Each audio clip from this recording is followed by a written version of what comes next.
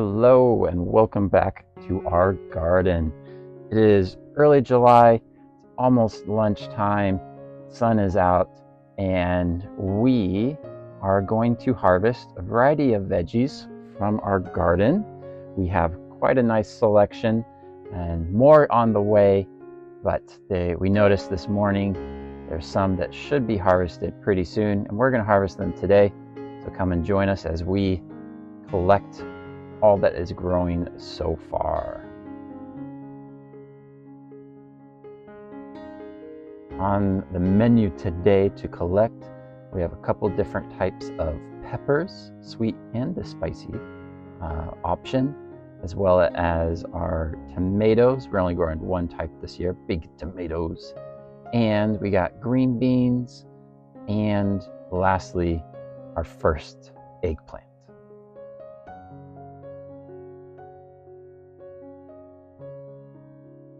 All right, let's harvest some of our peppers. Yeah. Nice one right there. Got a very funky shaped jalapeno. But other ones are looking a bit more. Look inside. Got some funky shaped ones and some less funky shaped. As long as they taste good, that's what counts. One right there too.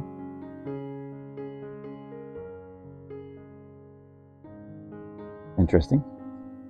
All right, just to hop in real quick, we recently heard that with peppers, in particular jalapeno peppers, we don't have to wait until they're all red, like this little one here that we'll harvest, but when they're green, like so down here, that you can harvest them now and they'll still have that good flavor, and you can trick the plant into producing more, because instead of spending all that time and energy turning them red. All right, jumping in one last time, hopefully. When we mentioned outside taking the green jalapeno peppers and not waiting till red, should have mentioned also that look for the little stretch marks, these little striations on your jalapenos.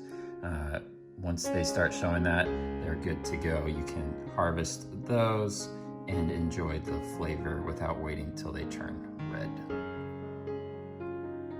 And then quite a few on this plant here. We have a candy cane red. The earlier one was a Snackabelle red, so very different sizes and shapes. I have to do a taste test later on them. Our first ones from each. The candy cane, I think we're just gonna go for it and harvest all four.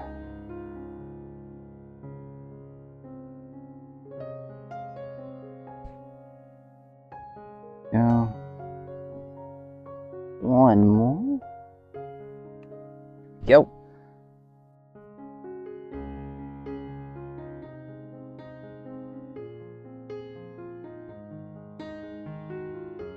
Alrighty, let's harvest some of our bell peppers.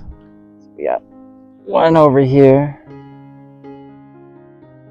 Try to see, it's really close there.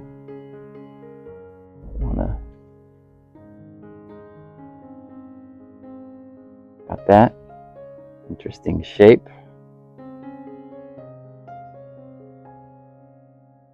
And then we got two others over here. There's one. One more.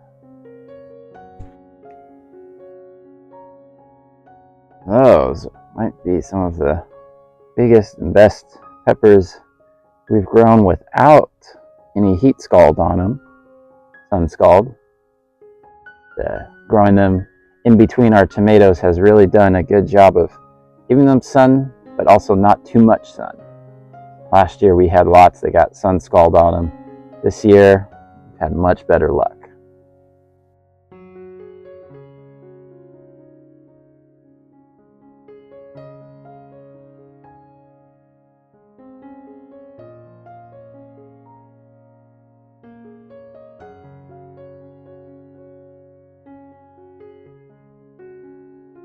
Alrighty, and all 6 of our tomato plants this year are big beef ones, good variety, and we're gonna harvest some.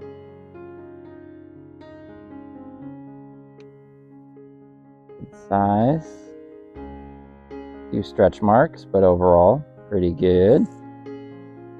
This one kind of growing in an odd spot where it's being tied, so we're just gonna grab that one as well. I can already, that color at the bottom, nice and reddish orange, it can ripen on the counter inside and be good to go in a few days. And we got one more hanging out here at the bottom.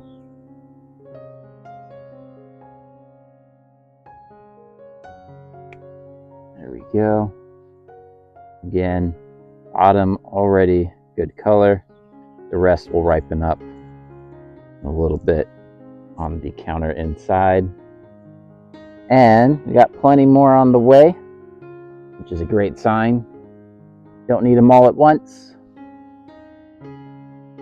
So while we were harvesting some jalapenos, we noticed that I had some tomatoes, nice and ready, good color. Can let it ripen a bit more inside if we want, but it looks good. And we also noticed that we had multiple tomatoes showing some cracks. Not too bad here at the top there. We did have our hottest stretch of the summer so far, 100 plus for multiple days in a row.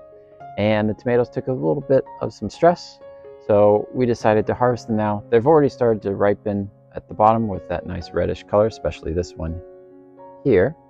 So we can let them ripen inside a bit more and not take any more damage and still enjoy all the flavor, and also makes the tomatoes still on the plant a little bit easier to hopefully not get any cracks and turn out like this one right here, that the plant can focus on less tomatoes and make sure that those tomatoes on the plant are good to go. And our first eggplant of the season, it's a Japanese eggplant. There we go. We've had mixed success with eggplants, so just getting a couple eggplants from one plant will be a great success. So our first one, hopefully we got another one starting up over here at the top. We'll let that one grow, give us a couple eggplants, that'd be great. All right, and in both of these raised beds, we got green beans all over the place. So far, easily the most successful of the summer. Almost 2 to 3 times a week, our dinner is green beans from the garden, which is a nice treat here. We should have some more for tonight, so let's start harvesting.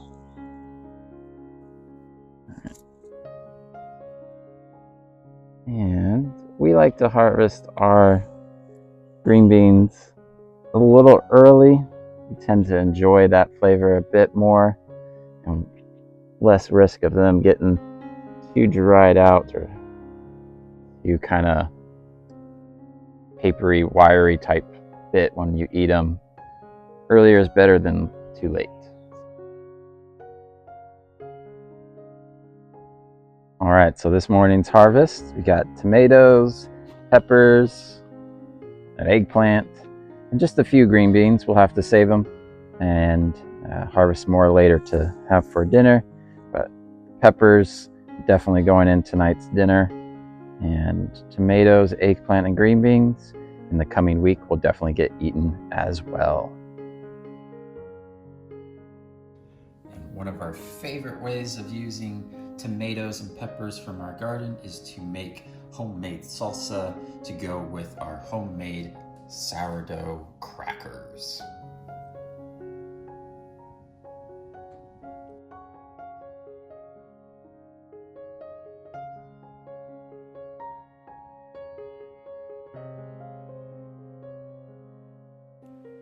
Throughout July, we were able to harvest quite a few tomatoes, and we decided to try making our own tomato sauce to go with some pasta.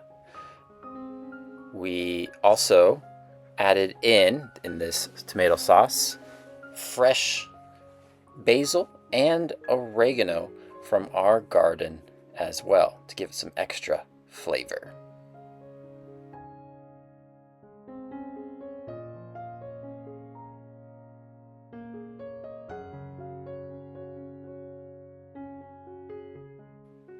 My wife decided to make the pasta dish with New Zealand venison, and it was delicious.